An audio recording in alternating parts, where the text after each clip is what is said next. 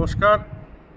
আমার প্রিয় রায়গঞ্জ লোকসভার ইসলামপুরবাসীবৃন্দ, আপনারা জেনে অত্যন্ত আনন্দিত হবেন। আপনাদের দীর্ঘদিনের চাহিদা ছিল যে আমাদের আলুয়াবাড়ি রেল স্টেশনের ধারে একটা বাইপাস, যেটা আমাদের শান্তিনগর এরিয়ার, আপনারা শুনে খুব আনন্দিত হবেন। আমি অনেকবার আমাদের ভারতবর্ষের রেলমন্ত্রী সম্মানীয় শ্রী অশ্বিনী বৈষ্ণবজির কাছে আমি বারে বারে গিয়ে দরবার করেছিলাম এবং উনি আমার ডাকে সাড়া দিয়ে আপনাদের যে একটা দীর্ঘদিনের একটা আন্ডারপাসের দরকার ছিল, সেটার অনুমোদন অলরেডি হয়ে গেছে।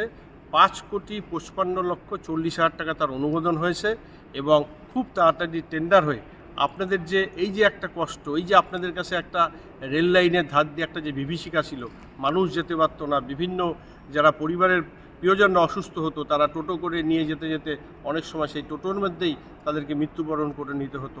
আগামী দিনে আমার প্রিয় ইসলামপুরবাসী হয়তো সেই অভিশাপ থেকে মুক্তি পাবে এবং খুব তাড়াতাড়ি যাতে কাজটা শুরু হয়, তার জন্য আমি আপ্রাণ চেষ্টা করব।